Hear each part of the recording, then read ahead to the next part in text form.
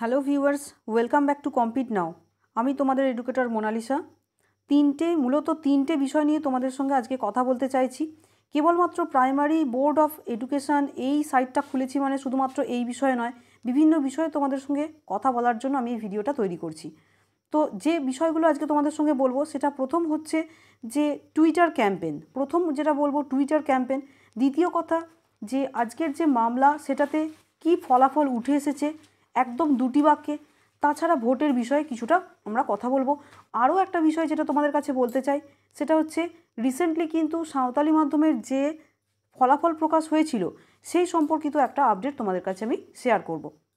প্রথমেই তোমাদের বলে রাখি, তোমরা যে কোনো এক্সামের জন্যই প্রিপেয়ার হও না কেন, সেটা সেন্ট্রালের কোনো এক্সাম বলো অথবা স্টেটের কোনো এক্সাম বলো, তোমাদের কাছে একটা বিষয় আমি জানাতে চাই যে এই যে দুর্নীতিগুলো হচ্ছে, কেবলমাত্র যে এই রাজ্যে দুর্নীতির কথা বলা হচ্ছে তাই নয়।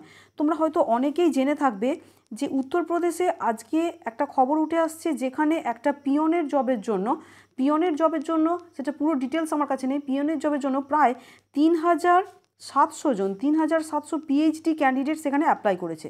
ঠিক আছে, তো এই যে বিষয়টা দেখো, একটা পিয়নের জবের জন্য যখন এতজন পিএইচডি ক্যান্ডিডেট অ্যাপ্লাই করছে মানে বোঝাই যাচ্ছে যে কোন পরিস্থিতি পর্যন্ত গেছে। রিক্রুটমেন্ট না হওয়ার কারণে আজকে এই পরিস্থিতিটাই রয়েছে। শুধুমাত্র আমি বলবো না, আমি কোনো রকমভাবে কোনো পলিটিক্যাল কোনো দলকে সাপোর্ট করে কোনো কথা বলতে চাই না, কেবলমাত্র এই জন্যই বলছি যে আজকে কিন্তু আমাদের এখানেও এটা হতে পারেই এবং তোমরা দেখতেও পাচ্ছ যে হচ্ছেই এটা। বিভিন্ন দিক থেকে বলো, যেমন 65,000 ভ্যাকেন্সি গ্রুপ সি বলা হয়েছিল, যে গ্রুপ সি এবং গ্রুপ ডি মিলিয়ে তোমরা জানোই যে সেটার এক্সামিনেশনও একবার হয়ে গেছিলো।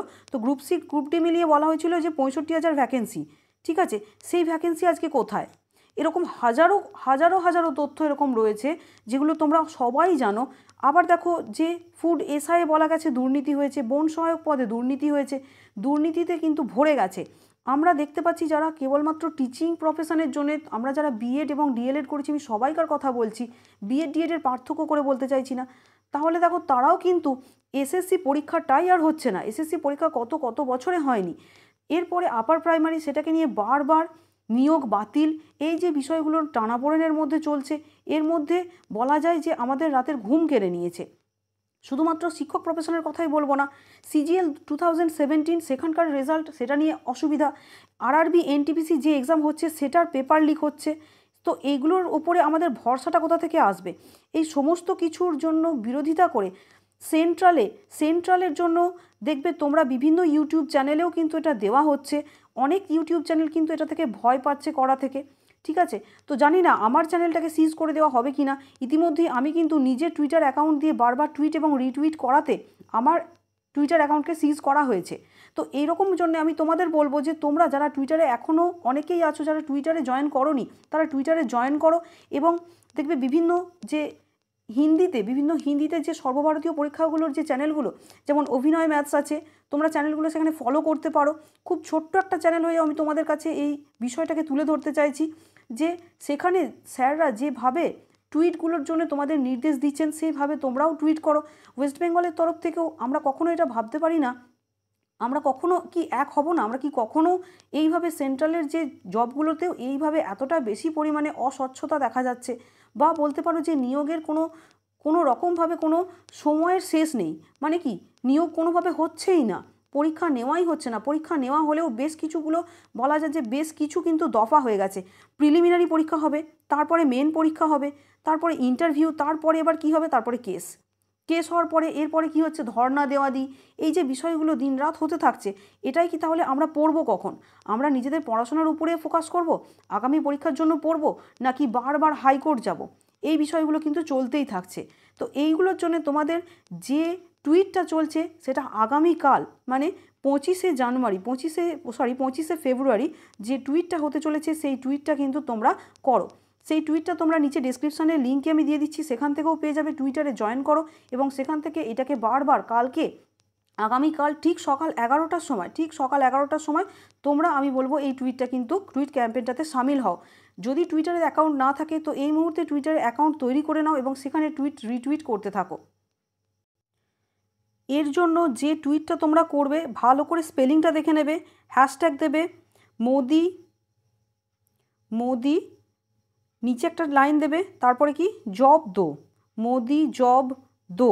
অবশ্যই আমি এটা স্পেলিংটা নিচে দিয়ে দিচ্ছি, তোমরা অবশ্যই সেটাকে ভালো করে ফলো করবে, কারণ স্পেলিং এরর যদি হয়ে যায় তাহলে টুইটারিংয়ে যেটা থাকে ট্রেন্ডিং 1-এ যাওয়ার সম্ভাবনাটা কিন্তু কমে যায় অনেকগুলো আলাদা আলাদা স্পেলিং হওয়ার জন্য। তো তোমরা এটা খেয়াল রাখবে, মোদি জব দো, মোদি রোজগার দো। আচ্ছা, এটার জন্য আমি তোমাদের বারবার বলে দিচ্ছি, কোনো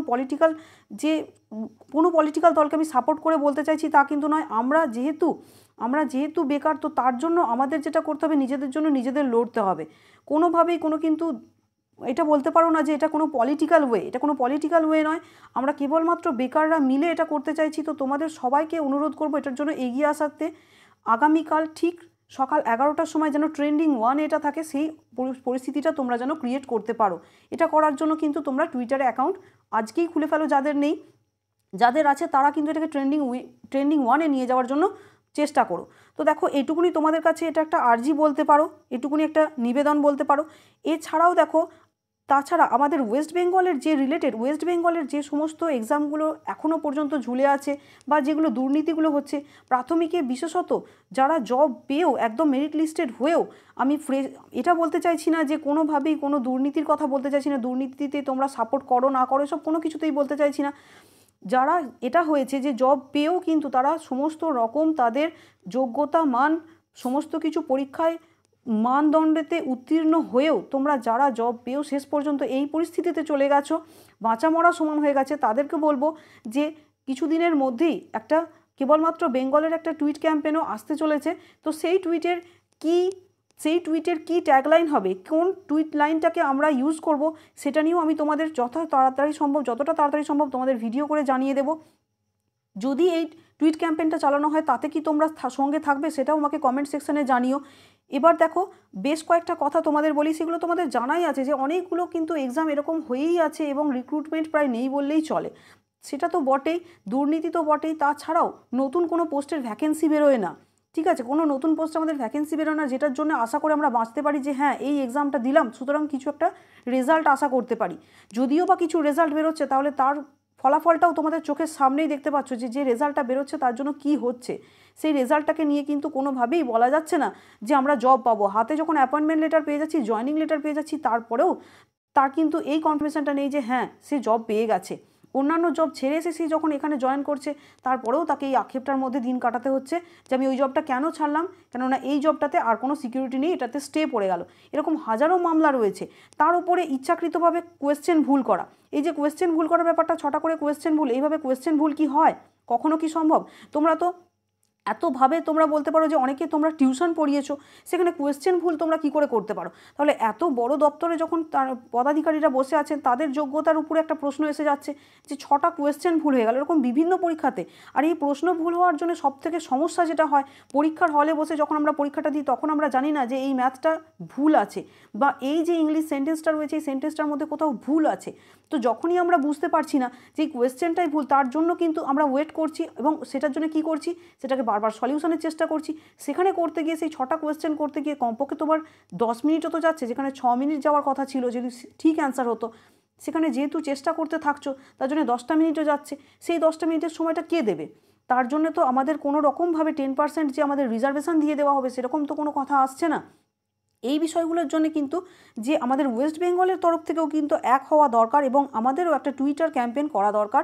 সেই রিলেটেড অন্যান্য ইউটিউব চ্যানেল কি করবে জানি না, তবে আমি চেষ্টা করব তোমাদের একত্রভাবে এটা কিন্তু সাকসেসফুল করার জন্য অনুরোধ করব।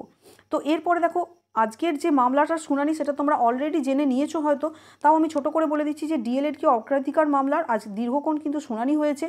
সকাল 11টায় ডিএলএড অগ্রাধিকারের কেসটি উঠেছিল এবং 4টে পর্যন্ত শুনানি হয়েছে। কি বলা হয়েছে এখানে? কিন্তু বলা হয়েছে যে 4 মার্চ এনসিটিকে বলা হয়েছে যে চূড়ান্ত রিপোর্ট কোর্টে জমা দিতে বলা হয়েছে। আর এর পরবর্তী যে শুনানিটা সেটা কিন্তু 10 মার্চে হবে, 10 মার্চে সেই শুনানিটা হবে। আর কি দেখো, এই যে পরবর্তী শুনানিতে রাজ্য তথা এটা বলা হয়েছে যে রাজ্য তথা ওই তালিকা যেটা মেরিট লিস্ট হয়েছিল, ওই তালিকায় রাজশ্রী ভরদ্বাজ জিজ্ঞেস করে নিয়েছেন, যে জানতে চেয়েছেন যে পরবর্তী শুনানিতে কিন্তু তার মধ্যে যেন খবরটা দেওয়া হয় যে ডিএলএড ক্যান্ডিডেট কতজন আছে, সেই তথ্যটা জমা দিতে বলেছেন। ঠিক আছে, কেননা বিভিন্ন যে অন্যান্য রাজ্যে সেখানে ডিএলএড ক্যান্ডিডেটের অভাব থাকাতে এনসিটির পক্ষের যে উকিল তিনি বলেছেন যে অন্যান্য ক্যান্ডিডেটের মানে অন্যান্য রাজ্যের ডিএলএডের সংখ্যা, ডিএলএড যারা করেছে এরকম ধরনের ক্যান্ডিডেটের সংখ্যা কিছুটা কম হওয়াতে তাদের বাধ্য হয়ে ডিএলএড এবং বিএড উভয়কেই সমান অধিকার দেওয়ার কথা বলা হয়েছে। কিন্তু কি বলা হয়েছে যে পশ্চিমবঙ্গে যেহেতু 2.5 লক্ষ পরীক্ষার্থী পরীক্ষায় বসেছে, গত কিছুদিন আগেই যে পরীক্ষাটা সেটা তোমরা জানোই যে এত পরীক্ষার্থী যখন বসেছে এবং ডিএলএডেরও এখানে অভাব নেই, সুতরাং পশ্চিমবঙ্গের ক্ষেত্রে হয়তো কিছু অন্য ধরনের যদি কিছু গাইডলাইন তৈরি করার হয় সেটা করা হতেও পারে। তো তাই জন্য এই বিষয়গুলোকে খতিয়ে দেখার জন্য ডিএলএড ক্যান্ডিডেটের সংখ্যাটা কত সেটার সম্পর্কে একটা তালিকা জমা দিতে বলা হয়েছে। এটা গেল মোটামুটি একটা বলতে পারো যে আজকের যে কেসটা ছিল সেটার শুনানির একটা ছোট্ট আপডেট। আর কি বলা হয়েছে দেখো, এটা আমরা যেটা জানি যে মার্চের প্রথম সপ্তাহে কিন্তু ভোট ঘোষণা হবে, এরকম কিন্তু একটা তথ্য পাওয়া গেছে যে মার্চের প্রথম সপ্তাহে, এবং তারই মধ্যে কিন্তু যে রং খেলা বা হোলি বলো তার পূর্বেই কিন্তু একটা পর্যায়ের ভোট সম্পন্ন করে ফেলার চিন্তাভাবনাতে সরকার আছেন, এরকম তথ্যটা জানা যাচ্ছে। এরপরে দেখো আরেকটা বিষয় যেটা তোমাদের সঙ্গে শেয়ার করব বলেছিলাম, এখানে দেখতে পাচ্ছ যে এসএসসির নয়া নজির, এসএসসির একটা নয়া নজির দেখা গেছে কি যোগ্য প্রার্থীর অভাবে ফাঁকা থেকে গেল বহু শিক্ষকের পদ। হ্যাঁ, যেটা তোমরা জানো যে সাঁওতালি মাধ্যমের যে রিক্রুটমেন্টটা হয়েছিল 500 শিক্ষক নিয়োগের একটা ভ্যাকেন্সি ছিল, সেখানে মেরিট লিস্ট প্রকাশিত হয়েছিল, সেই নিয়োগের কথা এখানে বলা হচ্ছে। তো চলো এই সম্পর্কে আরও ডিটেলে ব্যাপারটা জেনে নিই কী বলা হয়েছে। বলা হয়েছে শিক্ষক নিয়োগ নিয়ে জটিলতা কিছুতেই কমছে না, অনিয়মের অভিযোগে দায়ের হয়েছে মামলা, সেই মামলার জটে আটকে আছে আপারের নিয়োগ প্রক্রিয়া। এটা তো সকলেই আমরা জানি। একদিকে যেখানে আইনি জটিলতায় শিক্ষক নিয়োগ করতে পারছে না এসএসসি, আমরা জানি যে কীরকমভাবে শূন্য পদগুলোর জন্যে 2017 এবং 2014 ক্যান্ডিডেটরা কীভাবে তারা দিনটা কাটাচ্ছে। শূন্য পদ হয়তো বা 2014কে সব দিয়ে দেওয়া হচ্ছে, এরকম একটা আশঙ্কা কিন্তু থেকেই যাচ্ছে। এক্ষেত্রে কী হচ্ছে, নিজেদের মধ্যে কিন্তু অনেক ঝামেলাঝাঁটি সৃষ্টি হচ্ছে। আর দেখো অপরদিকে কী উল্টো ছবি ধরা পড়েছে, এসএসসির মাধ্যমে শিক্ষক নিয়োগের ক্ষেত্রে অধিকাংশ শূন্যপদ পূরণ করতে পারল না কমিশন, যোগ্য প্রার্থীদের অভাবে এমন ঘটনা ঘটছে বলে জানা গিয়েছে। আর কি বলা হয়েছে, এমনই সব তথ্য উঠে এসেছে স্কুল সার্ভিস কমিশন সূত্রে। সাঁওতালি ভাষার শিক্ষক নিয়োগের প্রক্রিয়া প্রায় শেষ পর্যায়ে এসএসসির, এটা তোমরা জানোই যে কিছুদিন আগে কিন্তু নিয়োগ শুরু হয়ে গিয়েছিল। কমিশনের সুপারিশ মোতাবেক ইতিমধ্যেই নিয়োগপত্র দেওয়ার প্রক্রিয়া শুরু করেছে মধ্যশিক্ষা পর্ষদ। সূত্রের খবর প্রায় 500টি শূন্যপদ ছিল, 500টি, সেখানে 50%-এরও বেশি শূন্যপদের তালিকা প্রকাশ করতে পারেনি এসএসসি। শুধু তাই নয়, যত সংখ্যক প্রার্থীর মেধা তালিকা প্রকাশ করা হয়েছে তত সংখ্যক প্রার্থীকে আবার চাকরিও দেওয়া যাচ্ছে না বলেই জানালো। মানে মেধা তালিকাতে থেকেও চাকরি পাচ্ছে না এরকম জানা যাচ্ছে। অনেকেরই মাধ্যম সাঁওতালি না হওয়ায় এই সমস্যা তৈরি হয়েছে বলে জানা গিয়েছে। এটা একটা ছোট্ট আপডেট তোমাদের জন্য ছিল। তো চলো এখানে আমি ভিডিওটা শেষ করছি। নিচে ডেসক্রিপশানে আমি টুইটারের যে ক্যাম্পেইন তার যে হ্যাশট্যাগ সেন্টেন্সটা সেটা আমি দিয়ে রাখছি। তোমাদের কাছ থেকে আশা করব যে তোমরা অবশ্যই এটাকে ট্রেন্ডিং 1-এ নিয়ে চলে যাবে, সেটা সর্বভারতীয় হোক কিংবা আমাদের রাজ্যকেন্দ্রিক হোক। তোমরা কিন্তু এখানে সাপোর্টটা করো। অন্যান্য চ্যানেল কি করবে জানি না, তবে তোমরা এই সাপোর্টটা থেকো। নেক্সট ভিডিওতে তোমাদের সঙ্গে আবার দেখা হচ্ছে। Till then, as I always say, stay motivated and study hard.